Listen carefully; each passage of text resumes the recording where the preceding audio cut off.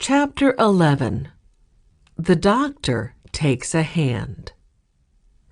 The days went by happily for the boxcar children.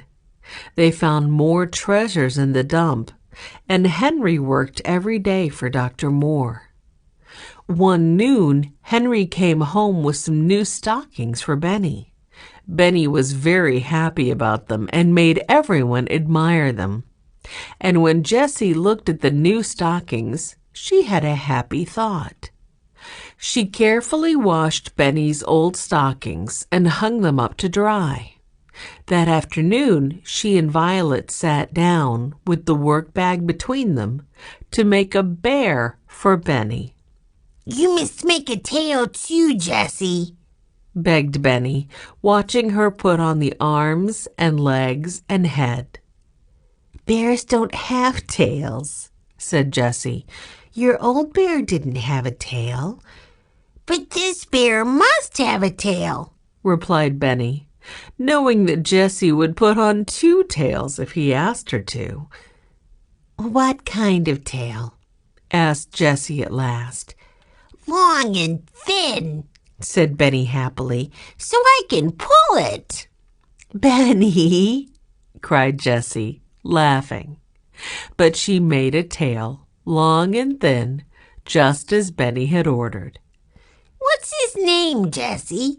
asked Benny, when at last the bear was handed over to him. "I haven't thought about a name," replied Jessie. "Why don't you think up a nice name for him?" "Well, you made him out of my old stockings. Let's name him Stockings." "All right, Stockings it is," agreed Jessie, trying not to laugh. And from that day on, the bear's name was Stockings as long as he lived. And he lived to be a very old bear indeed. One afternoon, Jessie saw how long Benny's hair was getting, and she cut it with Violet's scissors. Benny stood quietly while she did it. But while his sisters were getting supper, he said to himself, "Jessie cut my hair. I'll get Violet's scissors and cut Watch's hair. He'll look better." He found Violet's scissors and made Watch lie down on his side. Then he began to cut the hair off. Benny said, "Good dog, Watch. You are Jessie's dog, and so I will cut a J in your hair. Hold still now." Watch lay still, and Benny began to cut a J. It was not a very good J, but it looked a little like one. Soon Benny had cut off all the hair on one side, with a J in the middle. He stood admiring his work, and just then Jessie came to see what he was doing. "Benny," she cried, "what are you doing?" Then she began to laugh. Oh, Violet, come and see," she called. "Watch looks so funny." Jessie laughed and laughed until she almost cried. Violet laughed until she did cry. Then she could not stop crying. She cried and cried. At last, Jessie made up her mind that Violet was really sick. "You must go to bed, Violet," she said. She helped her carefully into the boxcar and put pine needles all around her and under her. Then she wet a handkerchief in the cold water of the brook and laid it on her little sister's hot head. "I wish Henry would come home," said Jessie. "What shall we do?" When Henry came at last, he looked at Violet and said that maybe she had a cold. "Maybe she sat too long by the brook," he said. "If Violet is very sick, she ought to go to the hospital," said Jessie. "Yes, I know that," said Henry. "And we don't want her to go to a hospital if we can help it. We should have to tell her name." "Yes," said Jessie. Then Grandfather could find us." The two older children sat up with Violet. They put cold water on her head. But after dark, Violet shook all over, and Jessie was frightened. She covered Violet all over with pine needles, but still she shook. They could not get her warm. "I'm going to get Dr. Moore," said Henry. "I'm afraid Violet is very sick." Then Henry started to run. He ran even faster than he had run in the race. Down the hill into the town he ran until he came to Dr. Moore's house. "Please come," he cried. "Violet is very sick." The doctor said, "Come and get into my car."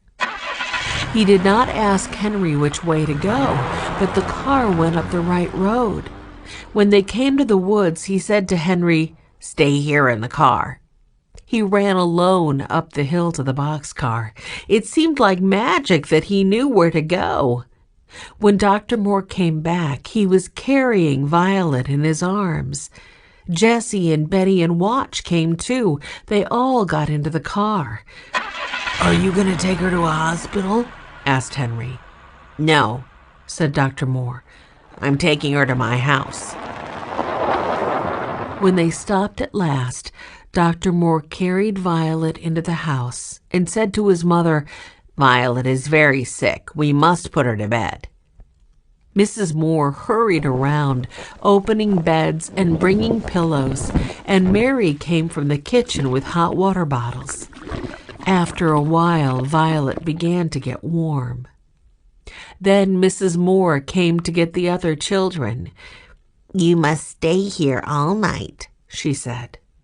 She gave Henry and Betty a big bed, and Jessie slept in a little one. But Violet was so sick that the doctor did not go to bed all night. He would not leave her. He sat by her side until 10 o'clock in the morning. Before 10 o'clock, a man came to see the doctor. Mary told him he could wait. So he sat down in the living room. Soon Benny came in. "Where is the doctor?" asked the man crossly. "He's up in Violet's room," answered Benny. "This means $5,000 to him if he will come down," said the man. "Oh, he can't come now," said Benny. "What do you mean, boy?" asked the man. "What is he doing?" "He's taking care of my sister Violet," said Benny. "She's sick." "And you mean he wouldn't leave her even if I gave him $5,000? asked the man. "Yes," answered Benny. "That's what I mean." Then the man said, "You see, I've lost a little boy, and I think the doctor knows where he is. My little boy is just about as old as you are." "Well, if you don't find him, maybe you can have me," remarked Benny. "I like you." "You do?" cried the man. "Come, get up in my lap." Benny climbed into the man's lap. "Have you got a dog?" he asked. "No," said the man. "He's dead now, but you can see him in my watch. Here it is." Benny looked at the dog. "He looks like a very good dog," he said. "I have a dog, too. His name is Watch." Just then, Watch came in with Dr. Moore. "Good morning," said Dr. Moore. "Benny, you can go and play with Watch." Benny ran out, and the man said, "Dr. Moore, where are my grandchildren?" "That little boy is one of them," said Dr. Moore quietly. "That beautiful little boy?" said the man. "Yes," said Dr. Moore. "They're all good children, but they're afraid of you. They are afraid you will find them." "Well, how do you know that?" asked the man. "They've changed their name," said the doctor. He looked at the man in a queer way. "The big boy changed his name on field day. You saw him then." "I saw him. What did he change his name to?" asked the man. Henry James," said the doctor. "The running boy," cried the man. "The boy who won the free-for-all. I liked that boy. So I am his grandfather."